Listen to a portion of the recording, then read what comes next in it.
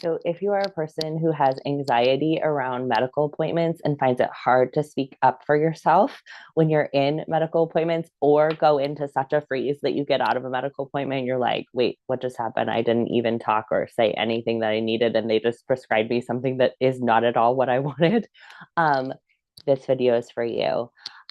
With nervous system work, I talk a lot about capacity, and I feel like it's a really kind word because when we have a behavioral experience, like going to a doctor's appointment and not speaking up for ourselves, we can often come out of that and be really self critical. Like, why didn't I have the courage to do that? Why don't I have more self esteem?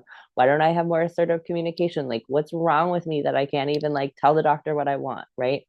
We can be very self-critical, which makes the whole experience harder. And when we think about our nervous system as having capacity based on both our inherited epigenetics, so like our DNA has been set with the trauma and experiences of at least the past 7 generations, and also our personal experiences, we can use radical acceptance to say, like, yeah, given my inherited genetics, given my personal experiences, there's not a good reason for me to feel super confident in the context of a medical appointment.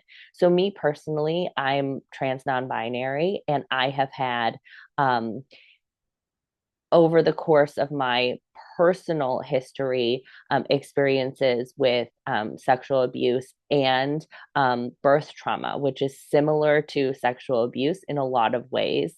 And the medical community has not necessarily been like a safe space for me, right? So, specifically with my trying to get pregnant and my actually like being pregnant and then having a baby as a queer person, that whole experience was really challenging. And there was a lot of like, that's not what you want, or that doesn't make sense, or you don't fit what we're used to doing. So this is hard for us.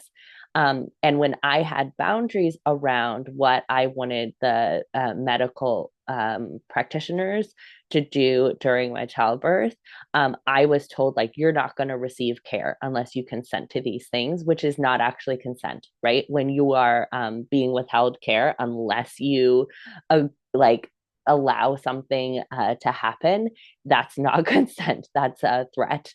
And it's the opposite of consent, right?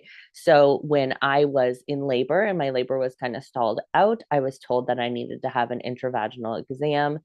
And I was like, I don't want that. I don't want anyone up there. And they were like, yeah, this midwife is not going to work with you unless you do this, and they're probably like not going to give you good care, and you're going to end up with something that you don't want. And I was like, are you serious? I had even hired a doula to like represent me and help me to hold these boundaries, and she was the one who was like, yeah, you're going to need to do what they say. And then I had the intravaginal exam. It was excruciatingly painful, and I had what I was later told, which was another like wild situation. Someone pulled my partner at the time aside and asked if I had had sexual abuse, because they said I had reacted in the same way that someone with sexual abuse had. Which at that time I had not communicated to anyone about my sexual abuse history, and so that felt like a big violation that they talked to my partner at the time about it, my former partner, and not to me. And apparently, I just had this classic reaction. My labor stopped, and the rest of my labor became excruciatingly painful. And when the midwife came back, she said to me, "You are no longer in charge. I am in charge. In order for this to happen, you have to do everything that I say," which also was extreme. I understand in one context, she was trying to keep me safe, but in the other, in the reality of my lived experience, that was very violating. So, all of that to say, yeah. And then there was also, for months and then years after my birth, I had physical pain in my vaginal canal from the repair and the trauma of the birth. And I was told I was unable to have like any type of sex experience without pain. And I was told, like, by multiple medical professionals, like you should just like get a little drunk and just push through, because if you don't, then you're going to lose your marriage, which I did end up doing.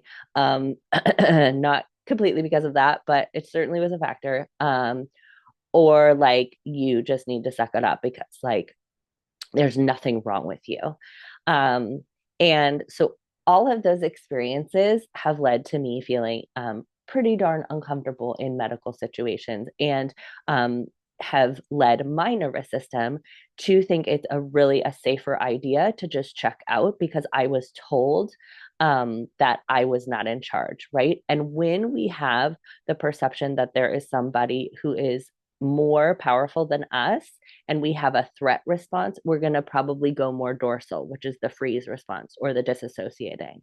When we have a threat that we think we can match or that we're stronger than, we're more likely to go into sympathetic, which is the fight or flight response, right? So, my response, given my history, and not to mention epigenetics, coming from a long line of people who are assigned female at birth being physically abused, that's all in my DNA too, right? So my nervous system is going to go towards dorsal. It's going to disassociate because that's safe. That's safer given my personal history and my epigenetic history.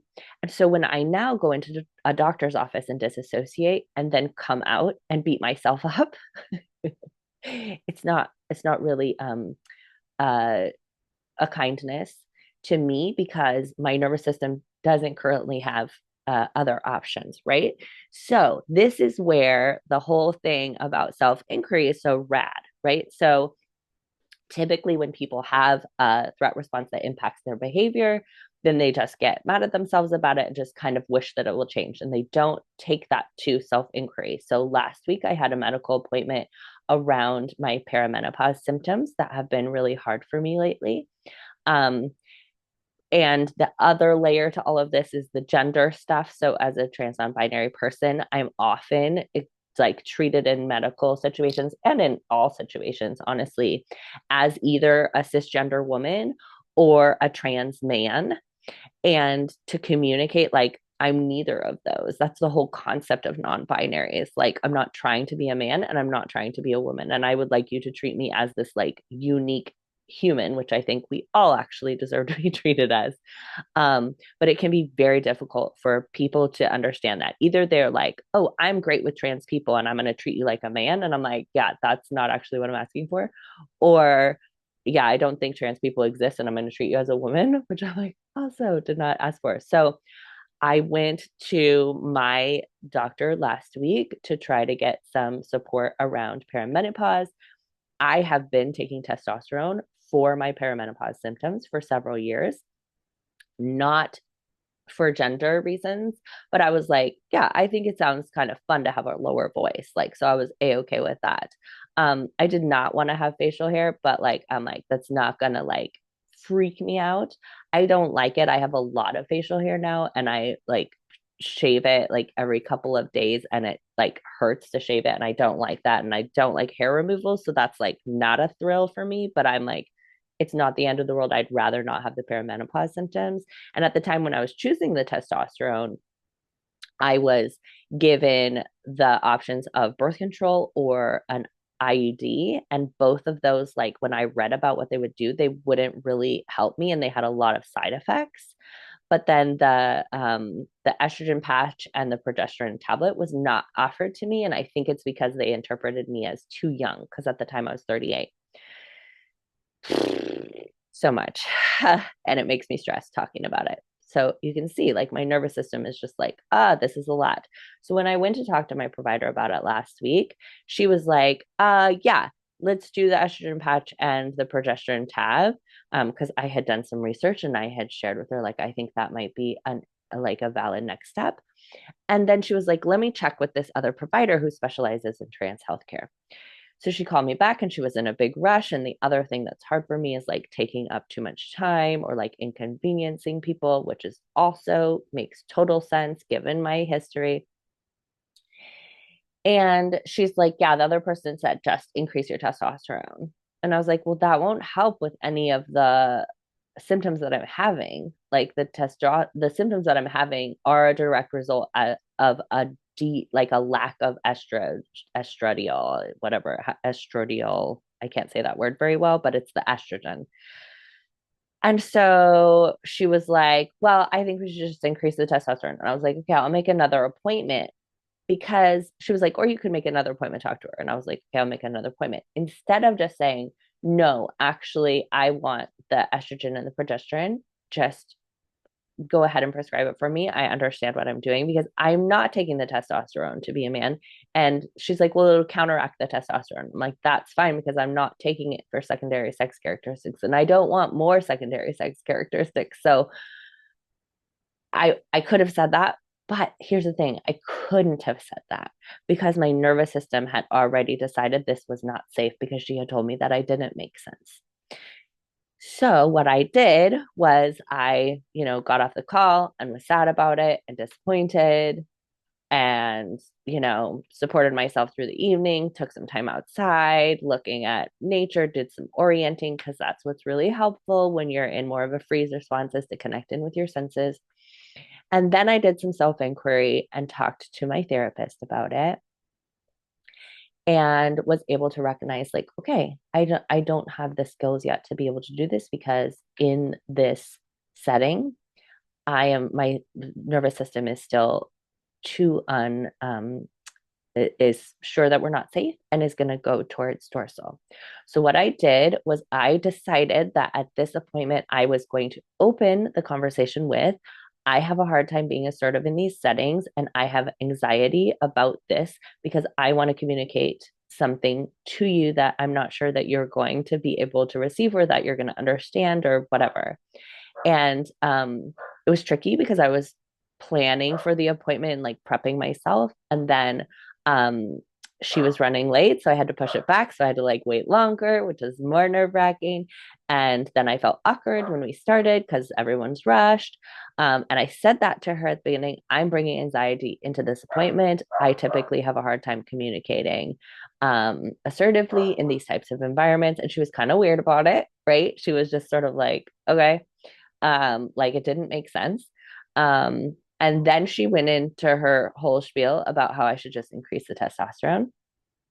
And I was really thrilled to see that because I think I had named that anxiety and that fear at the beginning, and I had like brought it in with me in a really conscious way, I was able to be like, actually, you're not hearing me. Because she's like, we just need to increase the testosterone. I was like, I do not want to increase the testosterone. I do not want more secondary sex characteristics. I do not want to be a trans man. I am not a trans man. I am wanting to support my perimenopause and I want help with that. And she was like, well, I don't know why you would do the testosterone then. Just do the estrogen and the progesterone. And I was like, I know a lot of cis women who take testosterone. And she's like, well, that's anecdotal and it's maybe just for sex drive.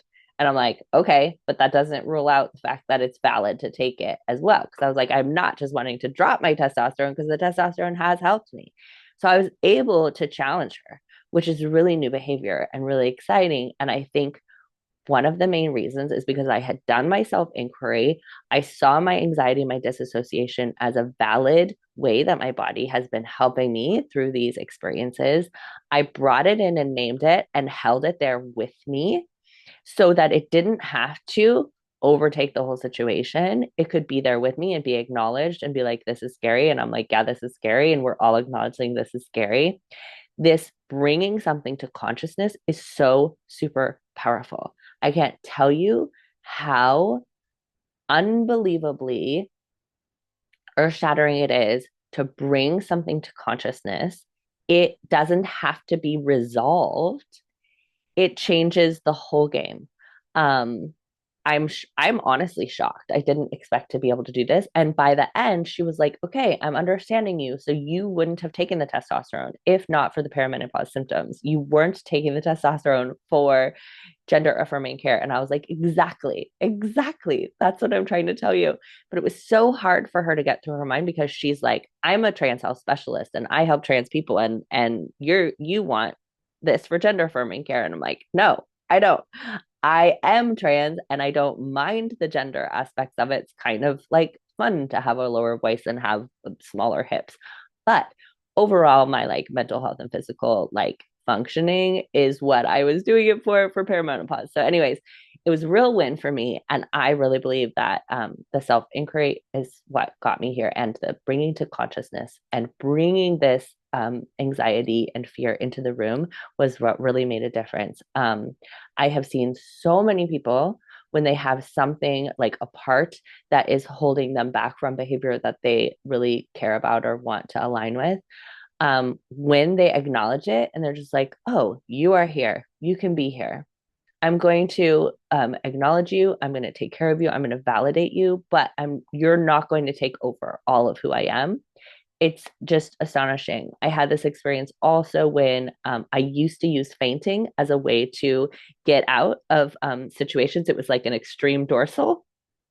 And when I was the first night that I was on my own after my divorce, I had a 3-year old and I was all by myself and I fainted and he woke me up, which was very scary for him.